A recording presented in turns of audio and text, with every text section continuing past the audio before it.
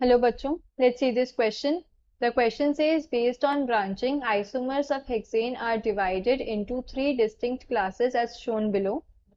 तो तीन classes given है हमें. The correct order of their boiling point is, and the options are 1 greater than 2 greater than 3. Second option is 3 greater than 2 greater than 1.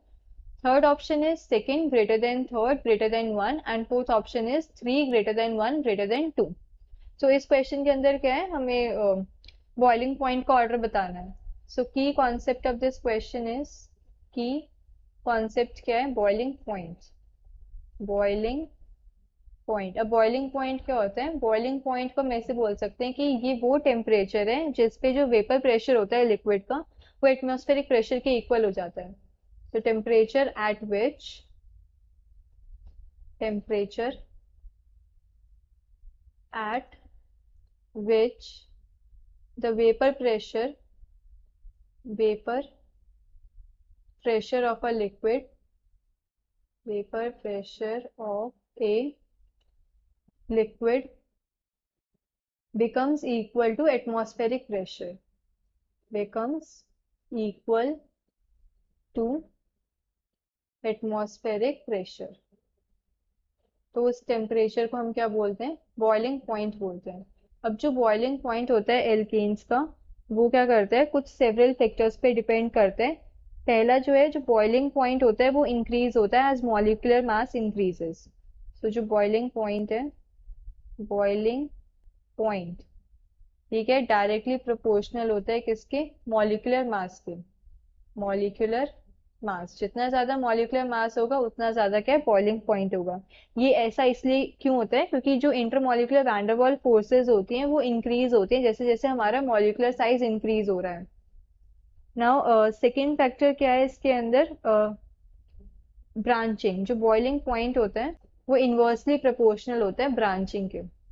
Boiling point is inversely proportional to branching of carbon chain. अब carbon chain जितनी ज्यादा branched होगी उसका boiling point उतना कम होगा. ये ऐसा इसलिए होता है क्योंकि ब्रांचिंग करने से क्या होगा, सरफेस एरिया जो है वो कम हो रहा है हमारा, और सरफेस एरिया कम हो रहा है तो जो इंटरमॉलिक्यूलर फोर्सेज होती हैं वो वीक हो जाती हैं. अब हमारा जो बॉइलिंग पॉइंट है वो डिपेंड करता है इंटरमॉलिक्यूलर फोर्सेज के ऊपर. जितनी ज्यादा मॉलिक्यूलर फोर्सेज ज्यादा होंगी उतना ज्यादा बॉइलिंग पॉइंट होगा. एंड ब्रांचिंग से क्या हो रहा है कि हमारी इंटरमॉलिक्यूलर फोर्सेज वीक हो रही हैं, सरफेस एरिया डिक्रीज हो रहा है, इस वजह से बॉइलिंग पॉइंट भी हमारा क्या है, डिक्रीज होता है. तो अब हमें क्वेश्चन के अंदर हेक्सेन के आइसोमर्स गिवन है. ठीक है, सारे स्ट्रक्चरल आइसोमर्स. स्ट्रक्चरल आइसोमर्स क्या होते हैं? जिनका मॉलिक्यूलर फॉर्मूला सेम होता है बट जो कार्बन और या बोल सकते हैं जो एटम्स की अरेंजमेंट होती है वो डिफरेंट होती है. तो जो थर्ड है हमारा, थर्ड क्या है, हमारे पास नॉर्मल हेक्सेन गिवन है हमें, नॉर्मल हेक्सेन. सेकेंड में अगर हम देखें तो एक ब्रांचिंग हो रखी है, लाइक 1 मिथाइल ग्रुप की ब्रांचिंग है, और फिर क्या, पेंटेन है. ये वाला जो मॉलिक्यूल है ये मेरे पास 2 मिथाइल पेंटेन है एंड ये है मेरे पास 3 मिथाइल पेंटेन.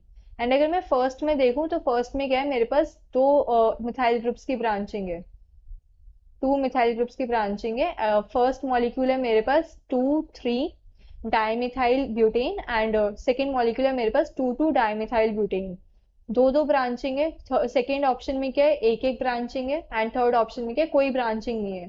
तो जैसे जैसे ब्रांचिंग इंक्रीज होएगी वैसे मेरा बॉइलिंग पॉइंट क्या डिक्रीज होगा, as boiling point is inversely proportional to branching.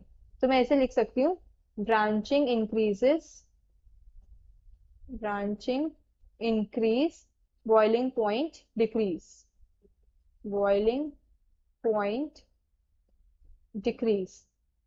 सो इसमें मेरा क्या होगा कि सबसे ज्यादा मेरे पास जो बॉइलिंग पॉइंट होगा वो मेरे थर्ड ऑप्शन में होगा, देन उसके बाद सेकंड में होगा, एंड देन फर्स्ट में होगा. क्योंकि सबसे ज्यादा ब्रांचिंग मेरी फर्स्ट में है तो फर्स्ट में ब्रांचिंग ज्यादा है इसलिए बॉइलिंग पॉइंट कम, then second and then third. तो ये क्या है हमारे पास, order of boiling point, order of boiling point. अगर मैं ऑप्शंस में चेक करूं, first option is first second third, तो ये इनकरेक्ट है. सेकंड ऑप्शन इज 3-2-1, ये करेक्ट ऑप्शन है. थर्ड ऑप्शन इज 2-3-1, ये इनकरेक्ट है.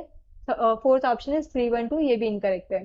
So we can say the final answer is option B, 3-2-1. Hope you understood this well. Best of luck.